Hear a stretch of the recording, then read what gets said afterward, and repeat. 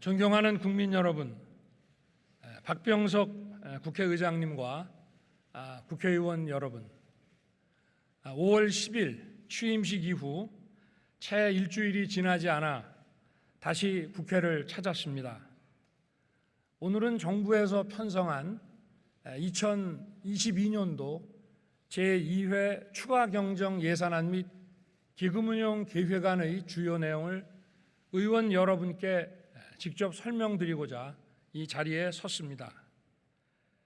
국회에서 드리는 첫 시정연설을 통해 우리가 당면한 상황과 앞으로 새 정부가 풀어가야 할 과제를 의원 여러분들과 함께 고민하고자 합니다.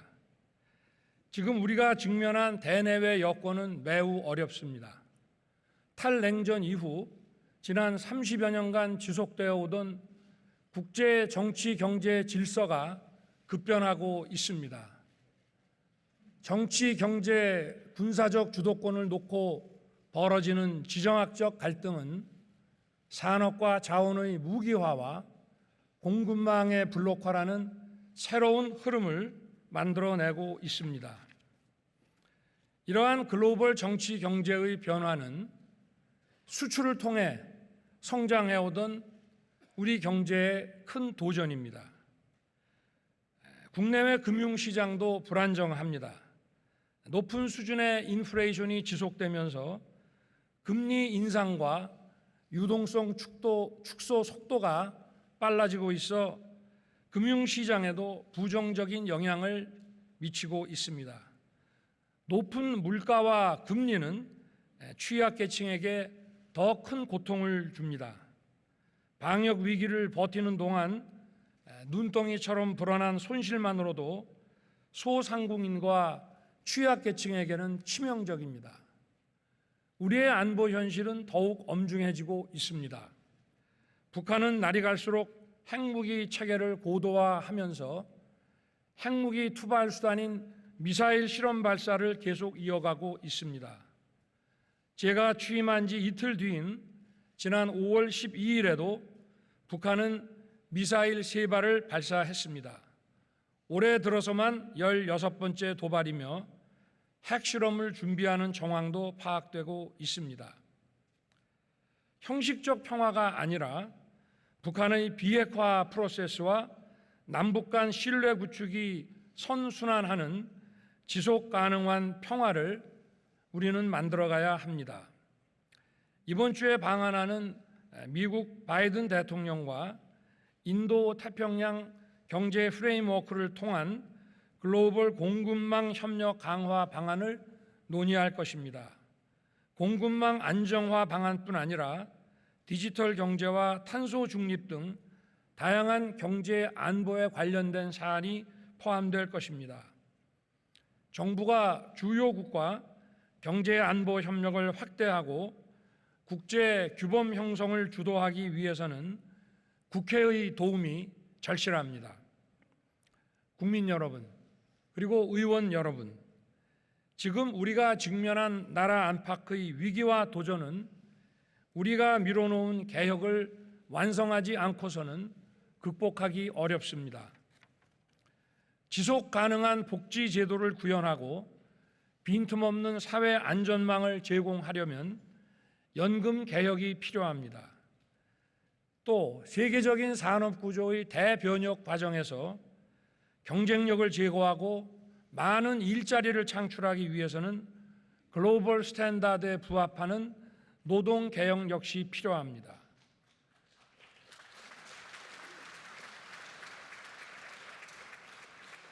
우리 학생들에게 기술 진보 수준에 맞는 교육을 공정하게 제공하려면 교육 개혁 역시 피할 수 없는 과제입니다.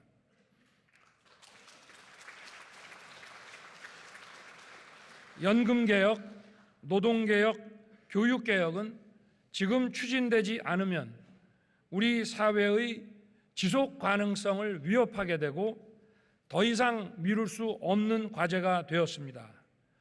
정부와 국회가 초당적으로 협력해야 합니다.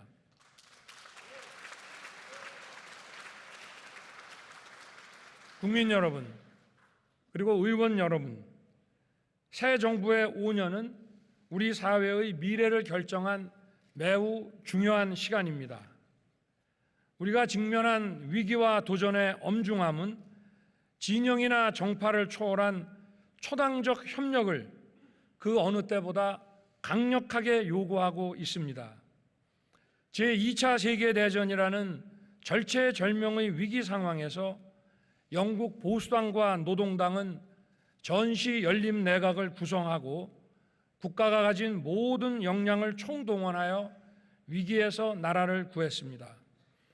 지금 대한민국에서는 각자 지향하는 정치적 가치는 다르지만 공동의 위기를 극복하기 위해 기꺼이 손을 잡았던 처칠과 애틀리의 파트너십이 그 어느 때보다 필요합니다.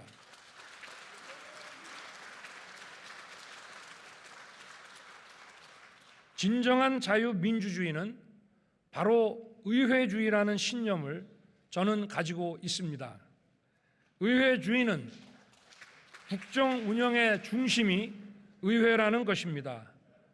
저는 법률안 예산안뿐 아니라 국정의 주요 사안에 관해 의회 지도자와 의원 여러분과 긴밀하게 논의하겠습니다. 그리고 그래야 마땅하다고 생각합니다. 존경하는 의원 여러분, 오늘 제가 제안 설명드릴 추경안은 우리 앞에 놓인 도전을 의회주의 원리에 따라 풀어가는 첫 걸음으로서 의미가 크다고 생각합니다. 정부가 이번 추경안을 편성하는 과정에서 고려한 것은 소상공인의 손실을 온전히 보상하고 민생 안전을 충분히 지원하면서도 금리, 물가 등 거시경제 안정을 유지하면서 재정의 건전성도 지켜야 한다는 점이었습니다. 이번 추경의 총 규모는 59조 4천억이지만 지방정부 이전분 23조 원을 제외하면 중앙정부는 총 36조 4천억 원을 지출하게 됩니다.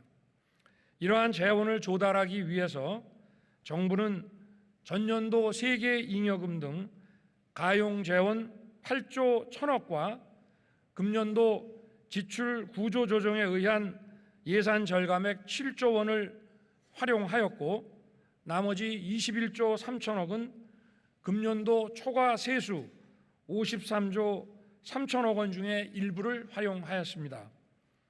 초과 세수의 나머지 재원은 앞서 말씀드린 지방재정의 23조 원, 국가 채무 감축에 9조 원을 쓰도록 하겠습니다. 이제 정부가 금년 추경을 통해 추진하고자 하는 주요 예산 사업에 대해 간략히 설명드리겠습니다. 첫째, 소상공인의 손실에 대해 온전하게 보상하겠습니다. 지난 2년간 코로나 방역 조치에 협조하는 과정에서 소상공인을 중심으로 막대한 피해가 발생하였고 우리 민생 경제는 지금 위기에 빠져 있습니다. 이렇게 발생한 손실을 보상하는 일은 법치 국가의 당연한 책무라고 사료됩니다. 또한 적기에 온전한 지원이 이루어지지 않으면 어렵게 버텨왔던 소상공인이 재기불능에 빠지고 결국 더 많은 복지 재정 부담으로 돌아올 것이 명백합니다. 구체적으로 정부는 이번 추경에서 총 24조 5천억 원을 투입하여 전체 370만 개의 소상공인 업체에 대해 최소 600만 원에서 최대 1,000만 원까지 손실 보상 보전금을 지원하겠습니다. 그리고 보상의 기준과 금액도 대폭 상향하겠습니다. 둘째, 방역과 의료 체계 전환을 지원하겠습니다. 오미크론의 급격한 확산에 따른 진단 검사비와 격리 및 입원 치료비, 생활 지원비와 유급 휴가비 등의 3조 5천억 원을 지원할 것입니다. 포스트 코로나 시대의 일상 복귀를 위해 먹는 치료제 100만 명분과 충분한 병상 확보 등에 2조 6천억 원을 투입하겠습니다.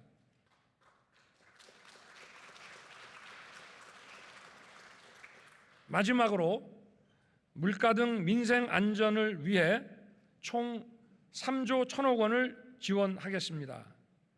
그리고 저소득층의 실질 구매력 보완을 위해 4인 가구 기준 최대 100만 원의 한시 긴급생활지원금을 총 227만 가구에 지급하겠습니다.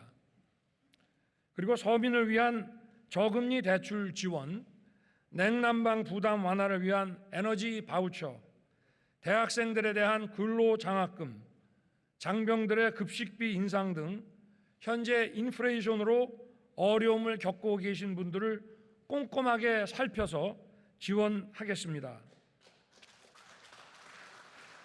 또한 손실보상의 사각지대에 있는 특수형태 근로 종사자, 프리랜서, 저소득 문화예술인, 법인 택시와 버스 기사 등 총 89만 명에게도 고용 및 소득 안정자금을 지원하겠습니다. 아울러 서민들의 장바구니 부담 완화를 위해 농축수산물 할인 쿠폰을 최대 585만 명에게 추가 지원하고 농어민에 대한 생산자금 지원을 강화하겠습니다. 이번 추경에는 산불 등 재난피해 지원을 위한 예산도 담았습니다. 정부는 산불 피해로 인한 이재민들께서 조속히 일상의 삶으로 돌아갈 수 있도록 최대한 지원하겠습니다. 존경하는 의원 여러분, 우리는 코로나 바이러스의 위협에 노출된 북한 주민에게 필요한 지원을 아끼지 않아야 합니다. 저는 인도적 지원에 대해서는 남북 관계의 정치, 군사적 고려 없이 언제든 열어놓겠다는 뜻을 여러 차례 밝혀왔습니다. 북한 당국이 호응한다면 코로나 백신을 포함한 의약품, 의료기구, 보건 인력 등 필요한 지원을 아끼지 않겠습니다.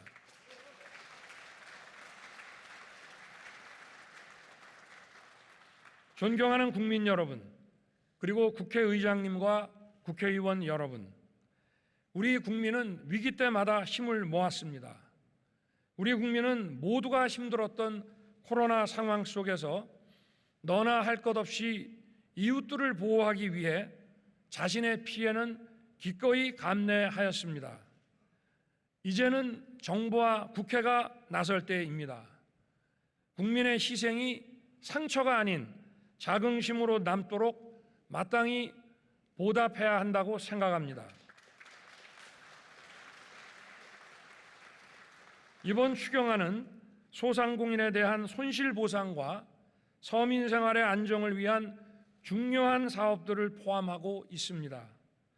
민생 안정이 그 어느 때보다 시급하다는 점을 고려하여 추경이 이른 시일 내에 확정될 수 있도록 국회의 협조를 간곡히 부탁드립니다. 그리고 추가 경정 예산안뿐 아니라 다른 국정 현안에 관해서도 존경하는 의원 여러분께서 깊은 관심을 가지고 도와주실 것을 부탁드립니다. 우리는 여야가 치열하게 경쟁하면서도 민생 앞에서는 초당적 협력을 통해 위기를 극복해온 자랑스러운 역사가 있습니다. 존경하는 박병석 국회의장님, 그리고 의원 여러분, 오늘 이 자리가 우리의 빛나는 의회주의 역사에 자랑스러운 한 페이지로 기록되기를 저는 희망합니다. 감사합니다.